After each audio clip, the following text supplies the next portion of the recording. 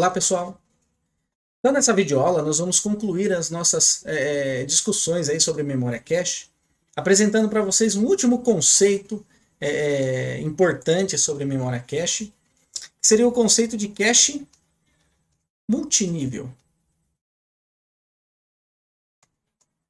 Para entender melhor a cache multinível, a gente vai ter que entender um pouco sobre desempenho aí do processador, porque nós vamos ter que estudar um pouquinho qual o valor de se ter uma cache multinível e o que isso pode melhorar no desempenho do processador. Então, antes de mais nada, vamos relembrar o seguinte: quando o processador ele faz a requisição de um dado para a memória cache, então aqui nós temos o nosso processador. Quando ele requisita um dado para a memória cache, esse dado pode estar ou não presente na memória cache, né? Se ele estiver na memória cache, ok. Então ele já é imediatamente retornado para o processador e o processador continua o seu processamento. E aí nós dizemos que houve um acerto. Caso o dado não esteja presente na memória cache, nós dizemos que houve uma falha. E se houve uma falha, esse dado ele tem que ser buscado lá na memória principal. E com certeza esse dado vai estar por lá. E justamente aí que está o grande gargalo, né, do sistema de memória.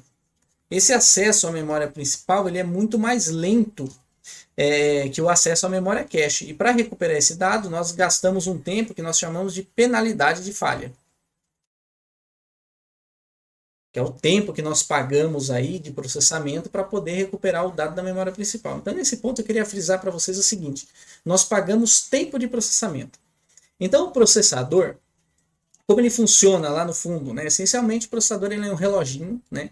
Ele tem uma frequência, então ele fica ciclando, nós chamamos isso de clock. E as instruções são executadas nesses ciclos de clock. Então nós vimos lá no pipeline que há fases de execução de uma instrução e cada fase é executada geralmente em um ciclo de clock. Então o que nós temos no final das contas é que cada instrução ela demora um determinado tempo para ser executada e esse tempo pode ser medido em termos da frequência, do clock do processador. Então aí entra uma medida de desempenho importante que nós chamamos de CPI. CPI é o ciclo de clock por instrução, ou seja, quantos ciclos de clock, na média, o processador consome para executar uma instrução. Tá? Então, ciclos por instrução. Então, nós vimos que nós temos vários tipos de instruções que o processador é capaz de executar. Nós temos instruções lógicas aritméticas, nós temos instruções de desvio, nós temos instruções de acesso à memória.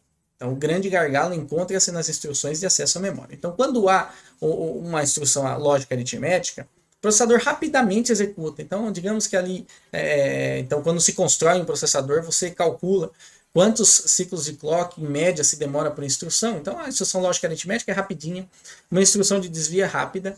Agora, uma instrução de acesso à memória pode ser muito lenta. Então, quando você faz requisições aos dados, se eles estiverem na cache, esse acesso é muito rápido, então a gente acaba até ignorando o tempo de acerto, né, que é o tempo que demora para recuperar um dado da memória cache, porque é tão rápido que acaba sendo executado dentro de 1 ou 2 ciclos de clock do processador. Agora, quando há uma falha, a gente paga muito, essa penalidade de falha ela é muito grande, então o processador fica ali ciclando e aguardando o dado ser recuperado da memória principal, ou seja, um atraso ali muito grande, o processador fica parado. E essa pausa que o processador dá para acessar um dado, justamente prejudica essa medida que é o ciclo de clock por instrução. Então, se houver muitas falhas de acesso, e aí a gente tem uma taxa de falha, então essa taxa de falha prejudica. Quanto maior essa taxa de falha, mais prejudicada fica essa medida de ciclo de clock por instrução. E essa medida de ciclo de clock por instrução é o coração do processador, é o quanto ele demora para processar os dados. Então, a memória ela tem que ser otimizada justamente para reduzir essas falhas. Então, justamente para isso que existe sistema de uma hierarquia de memória, né? Para diminuir esse tempo. Então, justamente o tempo que a gente paga mais caro é esse tempo de falha aqui, quando o dado não está presente na memória cache, para eu recuperá-lo da memória principal, esse tempo de falha aqui é justamente o que a gente paga para poder recuperar o dado. Muito bem, então a ideia é que tiveram um belo dia, alguém acordou de bom humor e falou, bom, Se o tempo que eu pago mais caro é esse tempo para acessar um dado da memória cache na memória principal, o que aconteceria se eu colocasse antes da memória principal mais uma memória cache? Então eu pego uma memória cache antes da memória principal com determinadas características para ver se eu não melhoro um pouquinho esse desempenho. Então o que eu quero mostrar para vocês nessa videoaula é justamente qual a implicação de ter uma segunda memória cache. Então, justamente aqui. Então, quando eu tenho uma falha, ao invés de eu sair direto para a memória principal, tá? Eu vou ter um segundo nível aqui, né? De memória cache, onde eu vou buscar primeiro nela o dado. Então, terão dados distintos da memória cache de primeiro nível, de segundo nível. E caso eles não estejam lá, eu vou para a memória principal. A primeira pergunta que dá é a seguinte: isso vai melhorar alguma coisa? Então, pessoal, vamos estudar um exemplo para a gente entender melhor qual o valor aí da nossa cache multinível, qual a utilidade dela no sistema de memória. Então, suponha que eu tenho um processador.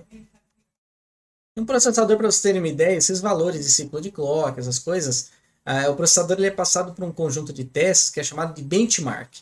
E no benchmark se mede várias características do processador. O que é o benchmark? O benchmark é um conjunto de programas das mais diversas características e aplicações imagináveis. E aí o processador ele é submetido a esse conjunto de testes e aí medidas são tiradas sobre esse processador, né? Uma delas é o ciclo de clock por instrução, ou seja, quantos clocks ele gasta na média para executar uma instrução em programas dos mais diversos tipos. Então suponha que esse processador ele passou por esse benchmark e constatou-se que o ciclo de clock por instrução dele é um ciclo. Tá? Então, cada instrução, sem contar as falhas de acesso à memória, gasta um ciclo para ser executado. Tá ok? Aí suponha que a penalidade de falha que a gente paga para acessar a memória principal nesse processador, nesse sistema todo aí, né? A nossa penalidade de falha seja de 400 ciclos, tá? Ou seja, o nosso processador ele fica ali parado, aguardando o dado ser recuperado da memória principal, em média, durante 400 ciclos, tá ok? Então esse é o tempo que a gente paga para recuperar o dado.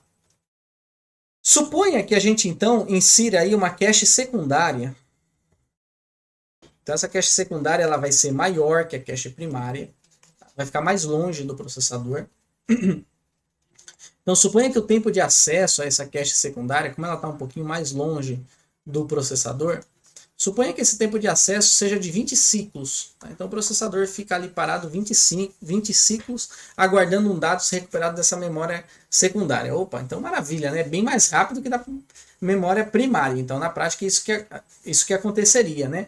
Porque a memória primária é uma outra tecnologia, a memória principal é uma outra tecnologia de memória, ela é bem mais lenta que uma memória cache. Então evidentemente espera-se que o acesso a essa cache secundária seja bem mais rápido que o acesso à memória principal.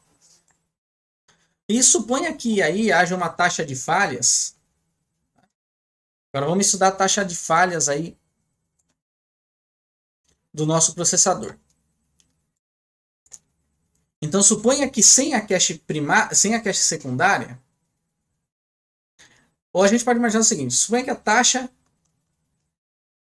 de falha na cache primária seja de 2%. Ok? Então, em 2% das instruções de um programa, em média, há uma taxa de falha, há uma falha na nossa cache primária. E suponha que a taxa de falha na cache secundária seja de 0,5%.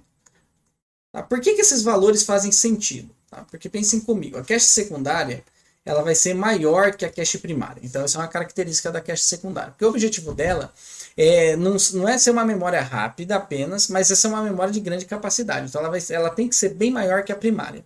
Porque o objetivo é justamente reduzir essa taxa de falha. Então, se você tem uma taxa de falha tanto na cache primária, o seu objetivo de colocar na secundária é reduzir essa taxa de falha. Ok? Então, vamos supor que nesse sistema observou-se que a taxa de falha na cache secundária foi reduzida para 0,5%. Ok? Então, vamos ver aqui, na média, quantos ciclos que fica, que a gente paga aí, né, em falhas num sistema de memória com a cache secundária e sem a cache secundária. Tá bem? Então vamos imaginar aqui, sem essa cache secundária.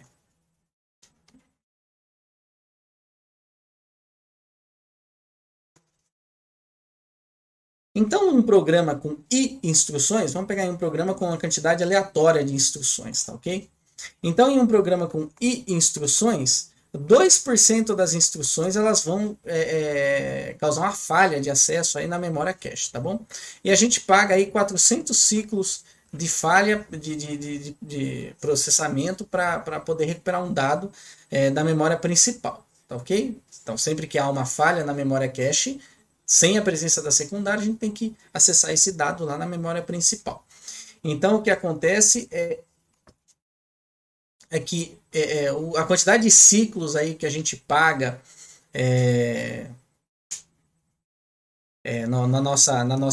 nesse processador, num programa com a quantidade arbitrária de instruções i, são 8 vezes a quantidade de instruções, tá bom? Então, contando o ciclo de clock por instrução, tá ok? A gente gasta aí, então, na média, 8 ciclos de clock por instrução a mais, tá? Divido aí pela instrução, pela quantidade de instruções, eu chego a 8. Então, nesse cenário, a medida do CPI do nosso processador, ela vai ser 1, que era a medida sem as taxas de falha, mais 8, que é a quantidade de ciclo de clock por instrução média, contando a taxa de falha. Então, na média, nesse processador sem a cache secundária, esse processador gasta aí, em média 9 ciclos de clock por instrução, contando as falhas, para executar um programa arbitrário. Tá? Agora, quando a gente considera a cache primária, desculpa, a cache secundária, então se a gente considera a presença da cache secundária, o que acontece? A taxa de acesso, né, à memória principal, que é a taxa de falhas da cache secundária, cai para 0,5%. Então, num programa com i instruções arbitrário, a quantidade arbitrária i de instruções, eu gasto aí em 2% das instruções, eu tenho uma falha na cache primária, e aí eu tenho que recuperar os dados da minha cache secundária, que custa 20 ciclos. Tá bem? E numa quantidade arbitrária dessas instruções, em 0,5% dessas instruções, eu pago 400 ciclos para ir buscar o dado lá na memória principal. Tá bem? Então, o total dessa penalidade aqui que eu pago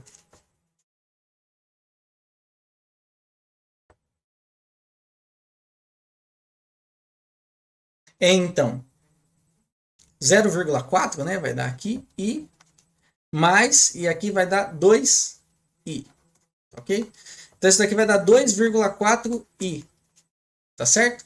Então, isso significa que se eu tenho um programa com i instruções, eu gasto aí, em média 2,4 vezes essa quantidade de instruções de ciclos a mais, considerando as falhas. Então já deu para perceber que melhorou muito, né? Porque aqui eram 8 e agora com a cache secundária deu 2,4.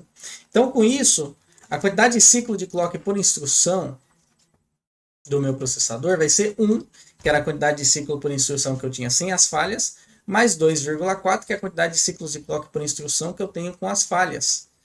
Então, o CPI nesse cenário vai ser 3,4. Ok? Então, só para a gente ver a razão aqui, né? O outro era 9. Então, o CPI apenas com a cache primária. A razão entre o CPI apenas com a cache primária e o CPI com a cache primária e secundária, então tinha 9 ciclos de clock por instrução, e aqui eu vou ter 3,4.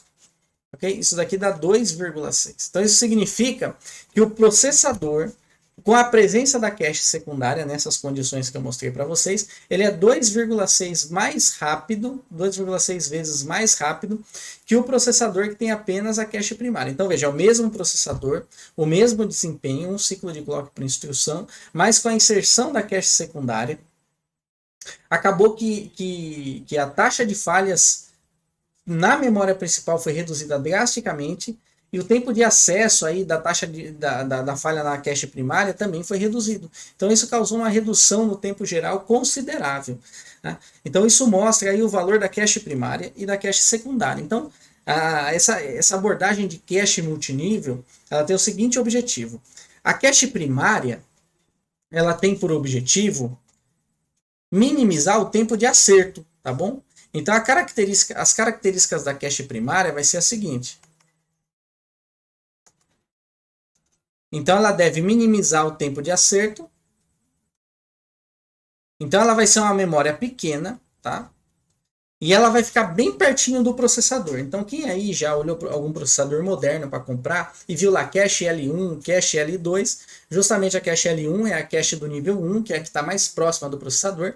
E você pode observar em qualquer processador que a cache L1 ela vai ser bem menor que a cache L2. Justamente por quê? Porque ela vai ser uma memória pequena, que ela tem um tempo de acesso mais rápido ainda, porque ela é pequena, e ela vai estar bem pertinho do processador. Então, ela não vai pagar o custo do tempo de tráfego e barramento de dados da cache, ela já sai quase direto ali para o processador. Então ela é pequena, próxima ao processador. E o objetivo das caches secundárias, e quando eu falo caches secundárias, é porque hoje a gente vê processadores que têm caches L2, L3, até L4. Tá? Então, essa ideia de aumentar o nível das caches, observou-se que quanto mais você aumenta o nível, melhor fica o processador. Olha que maravilha. Então, o objetivo dessas caches secundárias é justamente que elas diminuem aí a taxa de falhas. Então, para ela diminuir a taxa de falha, ela tem que ser grande, tá? Ela tem que ser grande e tem que ter blocos grandes. Então, quanto maior se consegue o tamanho das caches secundárias, melhor.